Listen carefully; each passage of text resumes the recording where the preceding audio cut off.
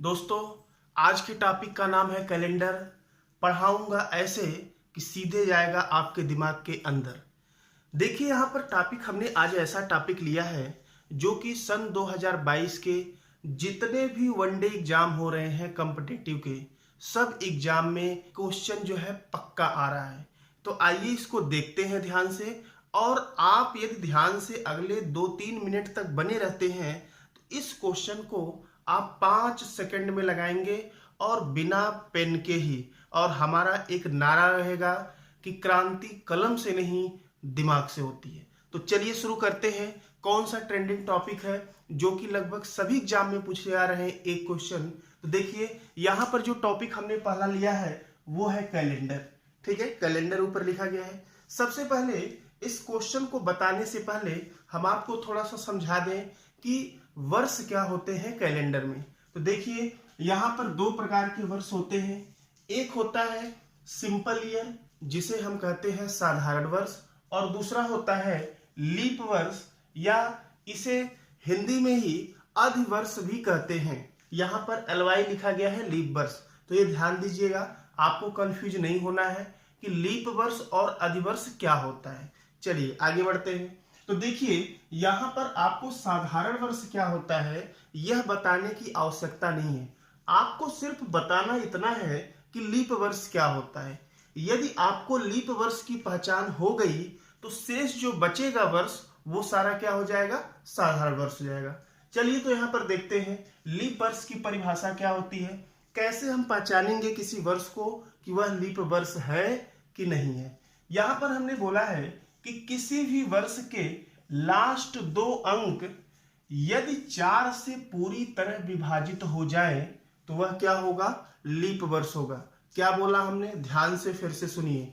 किसी भी वर्ष के लास्ट के 2 अंक यदि 4 से पूरी तरह विभाजित हो जाए तो वह आपका लीप या अधिवर्ष होगा। अगर नहीं होते हैं तो वह क्या होगा भाई, साधारण वर्ष होगा। आइए कुछ उदाहरण के माध्यम से इसको क्लियर करते हैं। यहां पर देखिए, एग्जाम्पल स्वरूप हमने कुछ यहां पर वर्ष के एग्जाम्पल दिए हैं। आपको बताना है यह लीप वर्ष है कि साधारण वर्ष है। अब ध्यान से देखिएगा, हमने बताया केवल आपको लास्ट के 2 अंक चेक करना है। अगर लास्ट के 2 अंक चेक करना है तो यहां पर लास्ट में है 92 अर्थात 92 दिया गया है। क्या यह 4 से डिवाइड होगा? आइए 4 से डिवाइड करते हैं। अब कुछ ऐसे भी बहादुर बच्चे होंगे जो फटाक से लिखेंगे 92 और 4 से डिवाइड करना शुरू करेंगे। अरे भाई, थोड़ा सा आप शर्म करें, आप कंपटीशन देने जा रहे हैं, ना कि LKG UKG में आप पढ़ रहे हैं। इतना कैलकुलेशन तो आप माइंड से ही कर सकते हैं, क्योंकि पहले ही हमने बताया आपको कि हमारा नारा है कि क्रांति कलम से नहीं, क्रांति दिमाग से होती है। तो आइए देखते हैं, ऐसे हमको नहीं सॉल्व करना है, हम डायरेक्ट 92 दिया गया है। तो देखिए, अगर इसको हम 4 से डिवाइड करें, आप डायरेक्ट दिमाग से भाग दीजिए। 4 दूना 8, 4 तिया 12, बिल्कुल डिवाइड हो गया। अर्थात पहला वाला जो ये वर्ष है ये आपका कौन सा वर्ष है भाई, लीप वर्ष है। अगला चेक करते हैं, लास्ट के 2 अंक 56 दिया गया है। 4 से भाग देंगे, कितनी बार जाएगा भाई, 14 बार जाएगा। आपको पहाड़ा और टेबल ये सब याद होना चाहिए। तो यहां पर अगर पूरी तरह से डिवाइड हुआ तो ये भी क्या हो गया, आपका लीप वर्ष हो गया। अगला हम बात करते हैं, लास्ट के 2 अंक हमको चेक करना है 12। क्या 4 से डिवाइड होगा? बिल्कुल होगा। पूरी तरह से विभाजित हो जाएगा तो ये भी हो गया आपका लीप वर्ष। लेकिन लीप वर्ष की पहचान यही नहीं खत्म होती है, अभी कहानी बाकी है। तो चलिए दोस्तों आगे देखते हैं और क्या कहानी बाकी है लीप वर्ष को पहचानने की। ध्यान से सुनिएगा। लेकिन यहां पर लग गया, लेकिन बट मतलब मामला कुछ और है। तो आइए क्या मामला है देखते हैं। दिया गया वर्ष यदि शताब्दी वर्ष हो तो उसे 400 से भाग देते हैं। अब ध्यान से सुनिएगा, अगर वर्ष जो दिया गया है हमको लीप वर्ष पता करना है और वह वर्ष यदि शताब्दी वर्ष हो तो उसे 4 से नहीं, हम 400 से भाग देंगे। अब ये आपको बात समझ में शायद न आई हो कि शताब्दी वर्ष क्या होता है। देखिए, शताब्दी का मतलब 100 होता है। तो अगर आपको ना समझ में आए तो हम आपको सिंपल सा ट्रिक बता दें कि ऐसा वर्ष जिसके लास्ट में 00 हो उसी को शताब्दी वर्ष कहते हैं। या आप जो है सिंपल भाषा में यदि समझे तो उसे ऐसा कर सकते हैं कि जो 100 से पूरी तरह से डिवाइड हो जाए उसे शताब्दी वर्ष कहते हैं। हमारी भाषा में, सिंपल भाषा में, जिसके लास्ट में डबल जीरो हो उसे शताब्दी वर्ष कहते हैं। अब ध्यान से सुनिएगा, अब जिसके लास्ट में डबल जीरो होगा उसे आपको 400 से भाग देना होगा। अगर वह 400 से पूरी तरह विभाजित होता है तो वह लीप वर्ष होगा, अन्यथा साधारण वर्ष होगा। तो आइए कहानी को आगे बढ़ाते हैं। देखिए यहां पर एग्जाम्पल स्वरूप हमने जितने भी यहां उदाहरण दिए हैं 1700, 2000, 1800, 1900, 1600, सबके लास्ट के 2 अंक डबल जीरो है, सबके लास्ट में डबल जीरो है। तो ये सारे क्या हो गए? शताब्दी वर्ष। अब हम इसमें चेक करेंगे कौन सा लीप वर्ष है, कौन सा लीप वर्ष नहीं है। तो आइए 400 से भाग देते हैं पहले वाले में। तो क्या यह 1700 400 से भाग जाएगा? नहीं जाएगा।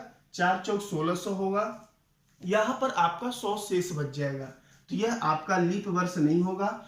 अगर लीप वर्ष नहीं हुआ तो एक ही ऑप्शन बचा, क्या बचा भाई? साधारण वर्ष होगा। क्लियर है? अगला यहां पर 2000 दिया गया है, 400 से भाग देंगे तो कितनी बार जाएगा? 5 बार जाएगा। 4 पचे 20 अर्थात 2000 हो जाएगा। यह आपका हो गया लीप वर्ष। अगले की बात करते हैं, 1800 को 400 से भाग देंगे तो यह डिवाइड नहीं होगा। 4 चौक 1600, 200 शेष बचेगा। यदि 200 शेष बच रहा है तो यह लीप वर्ष नहीं होगा। क्या 1900 400 से डिवाइड होगा? नहीं होगा। 300 शेष बचेगा। यदि 300 शेष बचेगा तो यह भी लीप वर्ष नहीं हुआ। और अगला आपका 1600 है, क्या 400 से डिवाइड होगा? बिल्कुल होगा। 4 बार जाएगा तो यह आपका क्या हो गया? लीप वर्ष हो गया। अब शायद आपको इतनी पहचान अभी तक तो हो ही चुकी होगी कि साधारण वर्ष क्या होता है और लीप वर्ष क्या होता है। क्लियर है? अब हम चलते हैं उन क्वेश्चंस की तरफ जो कि ट्रेंडिंग में वर्तमान में चल रहे हैं। तो आइए देखते हैं कौन से क्वेश्चन ट्रेंडिंग में चल रहे हैं। ध्यान से देखिएगा। पहला क्वेश्चन हमने यहां पर लिखा है, किसी भी 2 लीप वर्षों के मध्य कितने वर्ष का अंतर होता है। तो ध्यान से सुनिएगा। जनरली बच्चे यही हमेशा रट के रखते हैं, यही आपको किताब में भी मिलता है। तो यहाँ पर जनरली 2 लीप वर्ष के बीच में कितने वर्ष का अंतर होता है भी? हम 4 से भाग देते हैं तो सामान्यतः जो वर्ष का अंतर होता है वह 4 ही वर्ष का होता है। कितने वर्ष का होता है? 4 वर्ष का। क्वेश्चन नंबर फर्स्ट, अगर ऐसा प्रश्न पूछा गया है कि किसी भी 2 लीप वर्षों के मध्य कितने वर्ष का अंतर होता है तो आपका आंसर 4 होगा। क्लियर है? इसमें आपको कोई डाउट नहीं होना चाहिए। इस क्वेश्चन का आंसर 100% सारे बच्चे सही करेंगे, नो डाउट। अगला क्वेश्चन ध्यान से सुनिएगा। अगला यहां पर हमने लिया कि किसी भी 2 लीप वर्षों के मध्य न्यूनतम कितने वर्षों का अंतर होता है। ठीक है? किन्हीं भी 2 लीप वर्ष की यहां बात हो रही है, ध्यान दीजिएगा। न्यूनतम यहां पर बात कर दिया है। अब गेम यहां पर पलटेगा। यहां पर देखिए न्यूनतम कह रहा है तो कोई भी जो लीप वर्ष होता है दोबारा लीप वर्ष आने में कम से कम 4 साल तो लगेंगे ही, बिल्कुल लगेंगे। इसका भी आपका आंसर 4 होगा। अब यहां पर मात्र न्यूनतम लिखने से आधा बच्चे इसमें फेल हो जाएंगे, अर्थात इस प्रश्न का आंसर 50% लोग सही देंगे और 50% लोग गलत करके आएंगे। अब सबसे जो इंपॉर्टेंट क्वेश्चन है उस क्वेश्चन की बात करते हैं जहां पर लगभग 99.99% बच्चे फेल होने वाले हैं। वो क्या है? आप भी, हम यहां पर क्वेश्चन बदल रहे हैं, आप वीडियो को 2 सेकंड के लिए पॉज करके खुद पहले लगाइएगा, फिर देखिएगा कि आपने गलती क्या की, क्योंकि इंसान गलतियों से ही सीखता है। अब ध्यान से सुनिएगा। यहां पर जो न्यूनतम लिखा गया है, अब ध्यान से, अभी तक जो भी हमने बताया आप चाहें तो स्क्रीनशॉट ले सकते हैं। हम साइड में हो गए हैं, पॉज करके स्क्रीनशॉट ले लिए। चलिए अब हम क्वेश्चन को बदल रहे हैं। अब यहां पर जो आपका न्यूनतम लिखा गया है, न्यूनतम के जगह पर हम लिखने वाले हैं क्या भाई? अधिकतम लिखने वाले हैं। अब यहां पर अगला प्रश्न आपका बन गया, प्रश्न नंबर 3 ये बन गया कि किसी भी 2 लीप वर्षों के मध्य अधिकतम कितनों वर्षों का अंतर होता है। 99.99% बच्चे इसका आंसर 4 वर्ष देंगे, जबकि आपको जानकर हैरानी होगी कि इसका आंसर 4 वर्ष नहीं होगा। इसका आंसर कितना वर्ष होगा भाई? 8 वर्ष होगा। कैसे होगा? आइए हम प्रूफ करके दिखाते हैं। यहां पर अधिकतम बात किया है ना, हम आपको ये भी दिखा दे रहे हैं कि 2 लीप वर्ष के बीच में 8 वर्ष का अंतर कैसे होता है। सामान्यतः तो 4 वर्ष होता है, न्यूनतम कहेगा तो भी 4 वर्ष, लेकिन यदि अधिकतम कह दिया तो 8 वर्ष कैसे होगा? ध्यान से सुनिएगा, हम एक उदाहरण के द्वारा आपको समझा रहे हैं। यहां पर यदि आप ध्यान से देखेंगे तो ध्यान से देखिए, हम उदाहरण क्या ले रहे हैं, ऊपर हम लिख देते हैं थोड़ा सा। उदाहरण लें, हम आपको 2 वर्ष लिख रहे हैं और दोनों के बीच में हम लीप वर्ष गैप कर का अंतर दिखा रहे हैं। तो यहां पर मान लीजिए एक वर्ष हमने लिया 1896। अब इसके बाद हमको लीप वर्ष चाहिए। ध्यान से सुनिएगा, 1896 हमने लिया, इसके बाद हमको लीप वर्ष चाहिए। तो आपको तो जनरली मालूम है कि सामान्यतया 4 वर्ष के बाद लीप वर्ष आता है। तो यहां पर हम 4 वर्ष इसमें जोड़ दें, ठीक है, इसमें हम 4 वर्ष प्लस कर दिए। तो 1896 में 4 वर्ष प्लस करेंगे तो यह आपको मिल गया कितना भाई? 1900 मिल गया। कितना मिल गया? 1900 मिल गया। आप बताइए, 4 वर्ष के बाद लीप वर्ष आता है, 96 तो लीप वर्ष है क्योंकि लास्ट के 2 अंक हम 4 से डिवाइड करेंगे, लेकिन यहां पर जो 1900 दिया गया है, क्या यह लीप वर्ष है?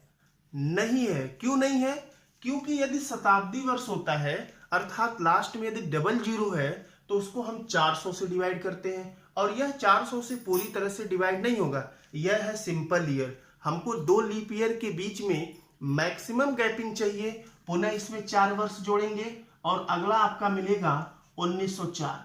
1904 आपका लीप ईयर है, अर्थात 1896 के बाद अगला लीप ईयर आपको कब मिला? 1904 में मिला।